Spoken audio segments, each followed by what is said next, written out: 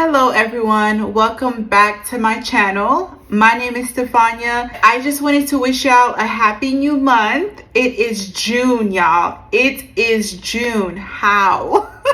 How is it already June? I feel like this year is flying by. I have been MIA for about a month on this channel, and there's a reason behind that.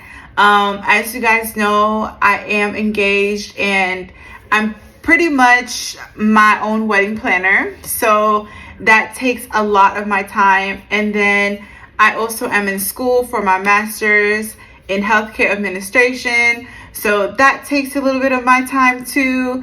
But the very main reason why I've been MIA is because I've been trying to work on myself and my health. Most importantly, my health. About a month or two ago, I was diagnosed with PCOS, and that is polycystic ovarian syndrome. I'm just gonna look down and read the definition of what polycystic ovarian syndrome is.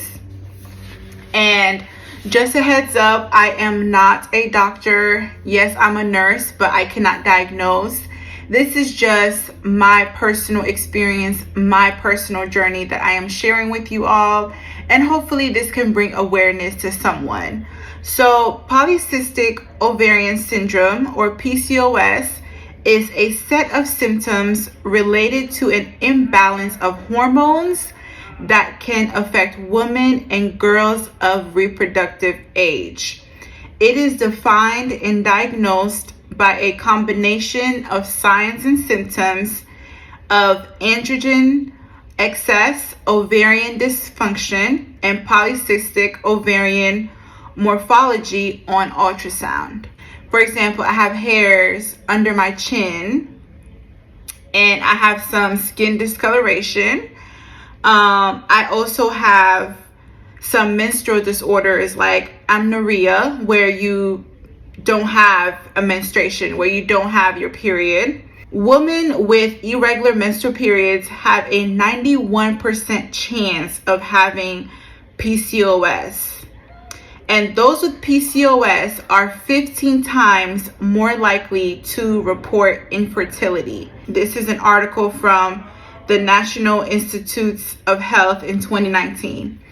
And I'm just gonna start by sharing my experience and why it's taken so long for me to be diagnosed with PCOS. So I hope that my story can really motivate someone to advocate for themselves. You know your body best, and if you feel like there is something not normal about what's going on in your body, feel free to go to the doctor and talk to your doctor. And I have been experiencing these symptoms for as long as I can remember. I want to say since high school, I have been experiencing lack of menstrual period. So I had my first period at the age of 12 or 13. And it was not regular. Growing up, birth control was frowned upon because it can cause weight gain. It has so many side effects. And there are some birth controls that may work for you and others that may not. And so I have been going through a lack of menstruation throughout my high school years, college years, and to a point where it was kind of the norm for me. I knew I wasn't sexually active, so I knew that, well, I don't have to worry about being pregnant. And so me not having a menstrual cycle was not really something that worried me. I remember when I was young, my mom and my grandmother would do some natural remedies for me, and that will help bring on my menstruation, but it wasn't something that I kept on. I didn't kept on with the natural remedies. So there were waves of times where I would have a menstruation and I would not have a menstruation.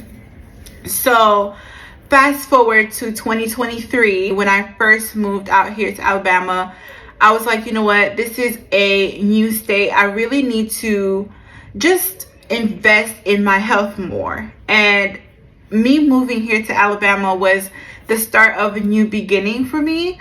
And one of the things that I really wanted to take control over is my health. And when I found a primary care doctor, she had referred me to a gynecologist. Now, this gynecologist was Caucasian, and I took the time out to go see her for my initial consult. And I told her about my concerns, all those symptoms I was having. I said, I really do think that I may have PCOS. So I had an ultrasound done, and she had also put me on a birth control called Slind. And those were the two things that I had done after my initial consult with her. And my next follow-up appointment with her, she asked me how the birth control was going, and I said it was going good. And this was after a month of me taking it. She also went over my ultrasound results with me. When she had interpreted the ultrasound, she said there were no signs, nothing showed that I had PCOS. So I went ahead and I continued taking the birth control, and I was super happy that I did not have I didn't have PCOS. So I kept on with my life with taking Slind. And I realized that after about 6 months of taking Slind, that my cycle wasn't regular anymore. And I said, wait a minute, like, isn't the whole purpose of me taking birth control is for my cycle to keep going, for me to have a regular cycle? And unfortunately, by the time that my cycle had ended, she was no longer in the same practice. She had moved to a different practice.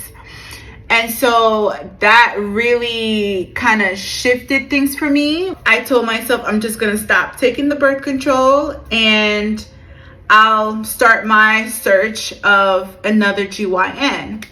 Now, I did not go back to my primary care doctor to find another GYN. Or for her to refer me to another GYN.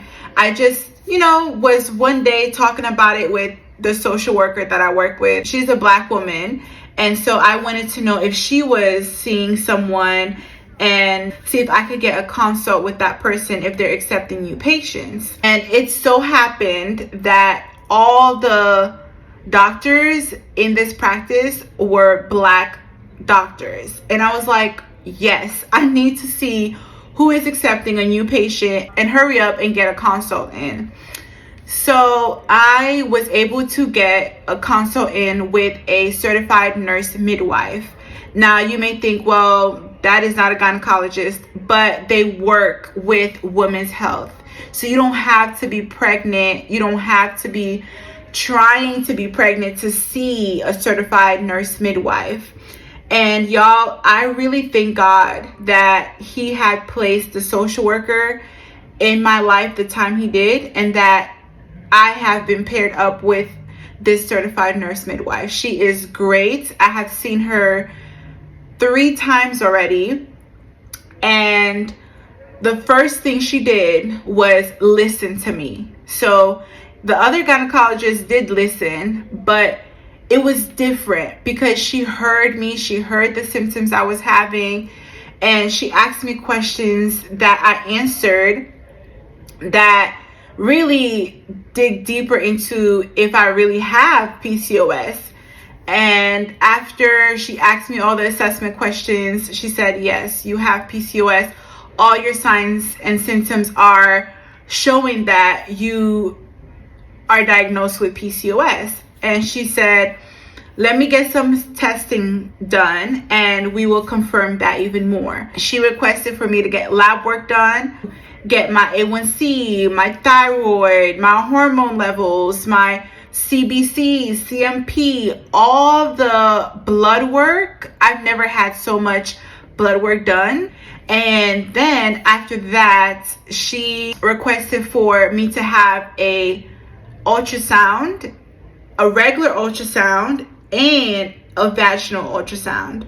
So the vaginal ultrasound is very important because that's where you can see your ovaries very well. You can see that uterus and what's really going on when you have that vaginal ultrasound. And I had an appointment with my certified nurse midwife to discuss all the results, and it confirmed my diagnosis of PCOS. She went ahead and referred me to a dietitian.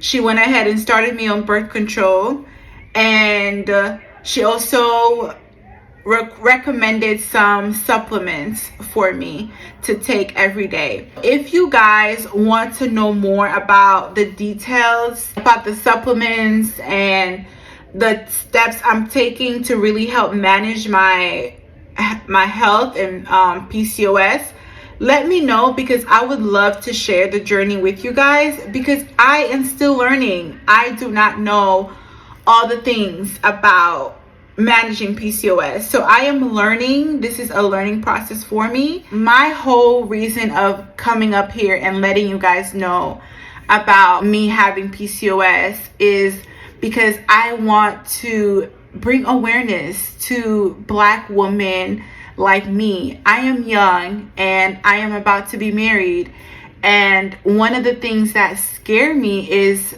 infertility issues with PCOS.